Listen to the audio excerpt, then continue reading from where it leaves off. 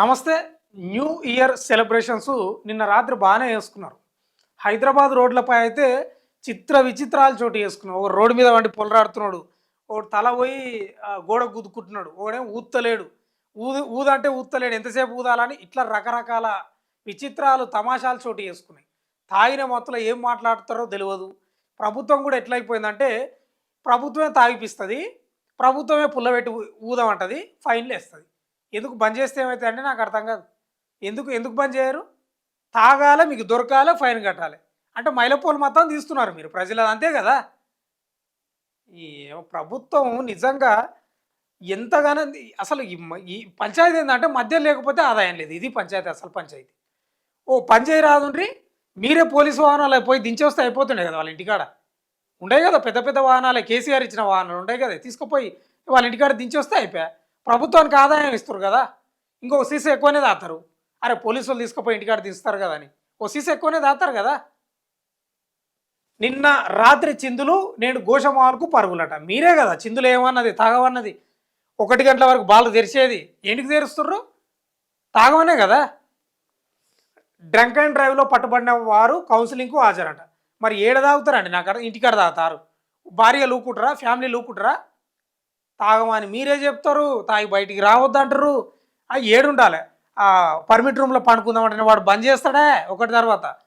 ఇంట్లో పోయి తాగుదామంటే భార్యలు తిడతారు, తల్లులు తిడతారు, తండ్రులు తిడతారు.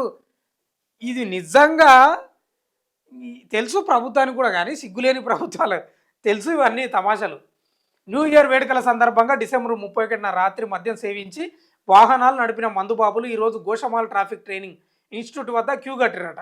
డ్రంక్ అండ్ డ్రైవ్ తనిఖీల్లో పట్టుబడిన వారందరూ కౌన్సిలింగ్కు హాజరయ్యారు. నిబంధనల ప్రకారం పట్టుబడిన వారందరికీ ట్రాఫిక్ పోలీసులు కౌన్సిలింగ్ నిర్వహించారు.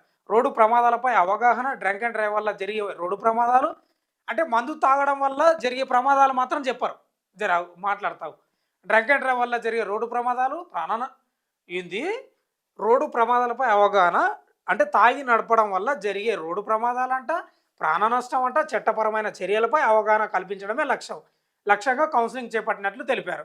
అంటే వీళ్ళ తమాషా చూడు, నిజంగా ఎంత దరిద్రం అంటే తాగమని చెప్తారు, అంటే తాగి నడిపితే ప్రాణ నష్టం, అంటే కింద పడితే ఏమవుతుంది, లేకపోతే చట్టపరంగా ఏం చర్యలు తీసుకోవాలి, రోడ్డు ప్రమాదాలు జరుగుతాయి. కానీ తాగితే లివర్ పాడవుతుంది, లివర్ పాడితే కిడ్నీలు పాడైతే అని మాత్రం చెప్తలేరు. ఎంత స్వార్థం ఉంది ఆ ప్రభుత్వానికి. ఇది చెప్పొచ్చు కదా కౌన్సిలింగ్లో, అది చెప్పరు. లివర్ పాడవుతుంది, మీ కుటుంబం పాడవుతుంది, మీకు పైసలు వెనుక పడవు, మీ లివర్లు పాడవుతాయి, మొత్తం పోయి హాస్పిటల్లో పెట్టాలి. గవర్నమెంట్ హాస్పిటల్ ఎట్లా చక్కదనం లేదు కాబట్టి ప్రైవేట్ హాస్పిటల్కి పోతే లక్షలు కూస్తారు. కౌన్సిలింగ్లో మాత్రం ఇది లేదు. ఇగో ఇటు రాసుకొచ్చారు కదా, కౌన్సిలింగ్లో ఇది లేదు. ఏముంది? రోడ్డు ప్రమాదాలు జరుగుతాయంట, ప్రాణ నష్టం జరుగుతుంది, చట్టపరమైన చర్యలపై అవగాహన కలిపి. ఇది తెలియదా వాళ్ళకు? తెలియదా అంటున్నా. అసలు ఫస్ట్ మందే తాగకుంటే ఇవన్నీ జరగవు కదా. అది చెప్పరు, అది మాత్రం చెప్పాలి. మీరు పోత పోయండి, ఎంతనైనా పోయండి, పోతా కానీ రోడ్డు వీధికి రాకూడదు, బండి నడపకూడదు. హైదరాబాద్, సైబరాబాద్, మల్కాజ్గిరి కమిషనరేట్ల పరిధిలో నిర్వహించిన ప్రత్యేక డ్రంక్ అండ్ డ్రైవ్ తనిఖీల్లో 2731 మంది పట్టుబడగా వారందరిపై కేసులు నమోదు చేశారంట. హైదరాబాద్ కమిషనరేట్ పరిధిలో 1198 మంది, సైబరాబాద్ కమిషనరేట్లో 928 మంది అంట, మల్కాజీ కమిషనరేట్లో 605 మంది పట్టుబడినట్లు తెలిపారు. ఈ ప్రభుత్వం చేసినవే, వాళ్ళదేం తప్పు కాదు. ఎస్ ఏం కాదు, ఏమన్నా ఎవరన్నా ఏమనుకోండి. మరి ఏందండి, ప్రభుత్వమే తాగమని చెప్తుంది. 1 గంటల వరకు బార్లు తెరుస్తారు, పర్మిట్ రూములు తెరుస్తారు, అటవులుగా అన్ని రకాల బ్రాండ్లు పెడతారు. నారాజు కాకుండా మీ తాగమంటారు, వస్తే పట్టుబడి కేసుల పాలు చేస్తారు. ప్రభుత్వందే తప్పు, వాళ్ళు తాగినోళ్ళది ఏం కాదు. ఏం తాగుడు, ఏం కథ, బంద్ చేస్తే ఏమవుతుంది అంటున్నా. ఒక రోజు 31st రోజు బంద్ చేస్తే ఏమవుతుంది? మీకు ఆదాయం రాదనే కదా. సరే తెరిచిండ్రు, మీ పోలీసుల కన్నా ఇన్స్ట్రక్షన్ చేయొచ్చు కదా, దింపిరండా వైన్స్ కాడ పోలీసు వాహనం పెట్టి దించండి అని, లేకపోతే ప్రైవేటు వాహనాలను కూడా అద్దెకి తీసుకున్నారో దింపిస్తే ఏమవుతుంది? ప్రభుత్వానికి ఆదాయమే కదా ఇస్తున్నది. బార్ షాపులు ఏమో మంచిగా తెరవచ్చు, 1 కాకపోతే 2 గంటల వరకు. ఈ లెక్కనే ప్రభుత్వ కార్యాలయాలు కూడా ఎందుకో 4-5 గంటలు ఎక్కువ పనిచేస్తే ఏమవుతుంది? కలెక్టర్ ఆఫీస్లో, ఎంఆర్ఓ ఆఫీస్లో, లేకపోతే ఎంపీడీఓ ఆఫీస్లో ఆరైనప్పుడే పత్త లేకుండా పోతారు ఆఫీసర్లు.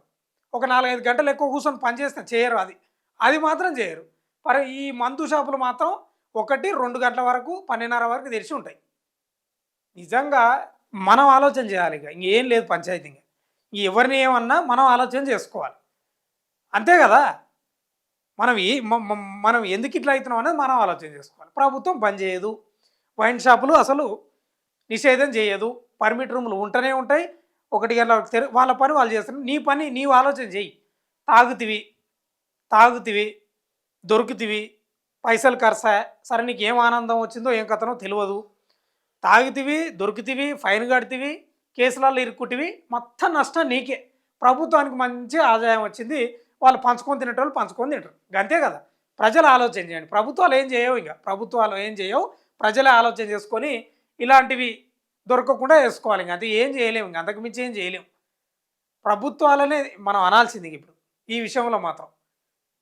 ఇంతమంది దొరికిరంటే వాళ్ళకి కౌన్సిలింగ్ ఇస్తున్నారట. మళ్ళీ తమాషా చూడు కౌన్సిలింగ్. నేను అదే అంటున్నా, మళ్ళీ చెప్తున్నా, మొదట్లోనే అన్నా, మళ్ళీ అంటున్నా చివరిగా. మందు తాగి దొరికినప్పుడు ప్రాణ నష్టం, రోడ్డు ప్రమాదాలు చట్టపరమైన చర్యలని చెప్తున్నారు. మరి లివర్లు ఖరాబ్ అవుతాయి, అంతే కదా! లివర్లు ఖరాబ్ అవుతాయి, కిడ్నీలు పాడవుతాయి, మీ కుటుంబం పాడవుతుంది, మీ పిల్లల చదువులో మంచి చదివించుకోలేకపోతారు, ఓ ఇల్లు కట్టుకోలేరు, ఓ బైక్ లేకపోతే ఓ కారు తెచ్చుకోలేరు, అవన్నీ ఇచ్చిపెట్టు, మీ కుటుంబాన్ని మంచిగా పైకి తీసుకురాలేరు అని మాత్రం కౌన్సిలింగ్ ఇయ్యరు. ఇస్తే తాగరు కదా! అది అసలు కథ. మనకే బుద్ధి ఉండాలి. అంతే, ఏం లేదు.